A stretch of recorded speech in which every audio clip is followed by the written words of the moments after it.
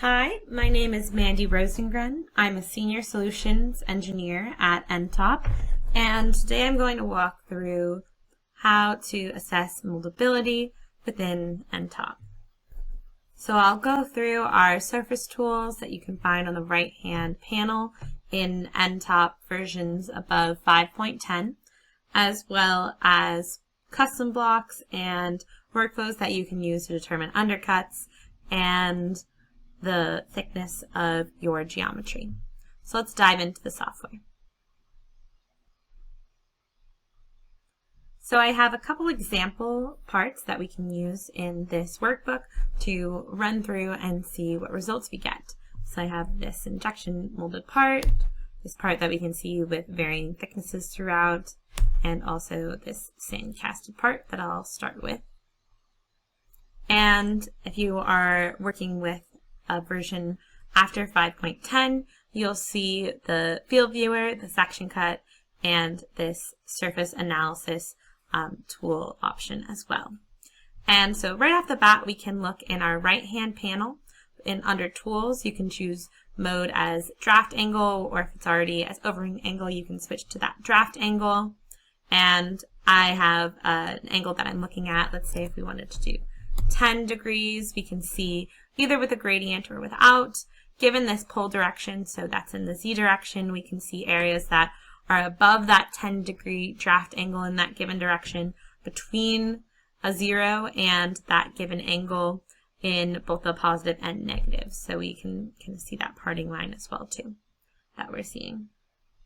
And like I said, you can kind of play around with this for this part, and we can look at this for the injection molded part as well, and this other example as well. And I also have just that pull direction defined in the second section.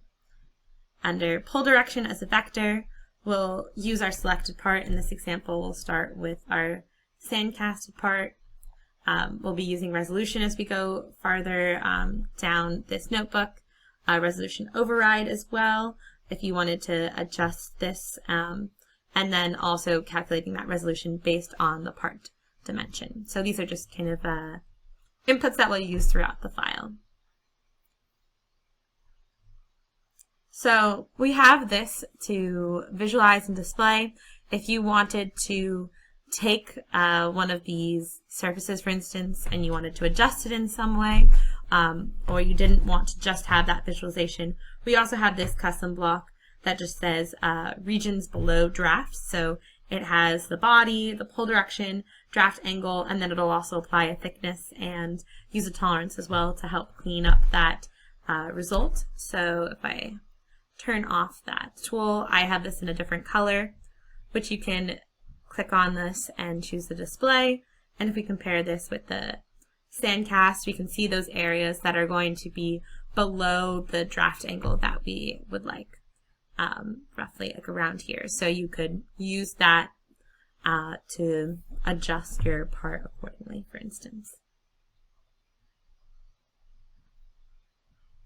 If we wanted to determine undercuts, we have the manufacturing support volume, which was created as a means for developing support structures for 3D printing, but it actually comes quite in handy for determining undercuts as well. So what we can do is just use this built-in block that we have in NTOP, define the body that we want to review. We have the build plane, and the build plane that we have here is just at the minimum point of the selected part that we're looking at, and in the direction of the pull direction that we're looking at. And we have the resolution that we calculated in the analysis inputs option. And then the overhang angle is just going to be 90 degrees. So we're going to see also for internal only, and that's going to allow us to select all of those undercuts relative to that build plane using that pull direction that we had.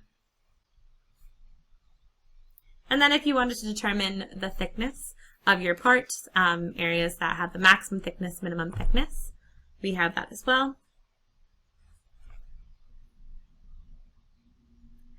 And this goes through a series of steps where first we're going to create a voxel grid of this part, and then a mesh from that, and then you can use the field from mesh thickness. And this is one way of going about it. You could also just go right from the implicit body to the mesh, but sometimes this will help with that kind of cleaning up that process. We have the field from mesh thickness, and if I make this transparent, let's create that turbo. We're going to get this field that will determine that that field that we have here. And you can always get more information as well in that information side of our right hand panel on that field from mesh thickness. So this is going to be defined as twice the distance from the point on its medial axis to the surface. And we are calculating that. You can also click on that, learn more to understand more of that information as well.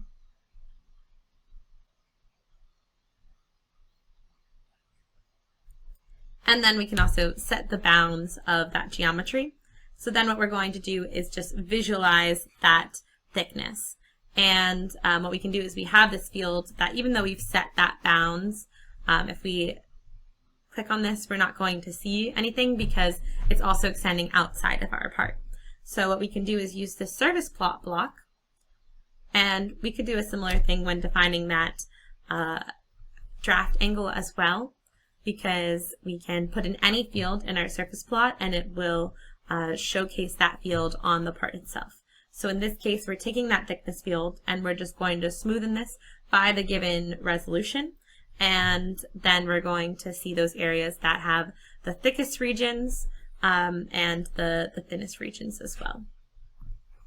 And we can see what that looks like from the inside of our part also. And again, we can play around with this is for the sand casted part. We could play around with the injection molded part instead. And it'll run through. It might take a few steps, and I have to run that to create that field for mesh thickness.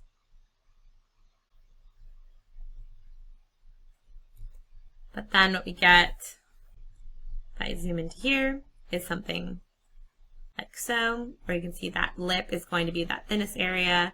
We have the thicker regions over here. And we can also use that varying thickness, so we can place that in for the selected part. Let's run that and see what the surface plot provides for that one as well. Like so.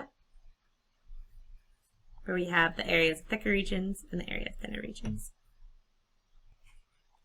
And then we can also, just to show that last section of this notebook, we can also thicken those regions that are above the maximum thickness that we're looking for by using an offset body. So we can offset that and we get this result for offsetting the negative, so we're going inwards by half of that maximum thickness. You can see these are the areas that are going to work for that use case, like so. You can also calculate the average thickness, but this is using a set of points, so it can take a little while to run. And then we also have the thickness percentage, the percentage of volume above that max thickness threshold, by comparing the mass properties of the thickened regions with the original selected part. So just a quick overview of some of the capabilities that we have, and more to come with that surface analysis tools that you will see in the future in those different modes as well.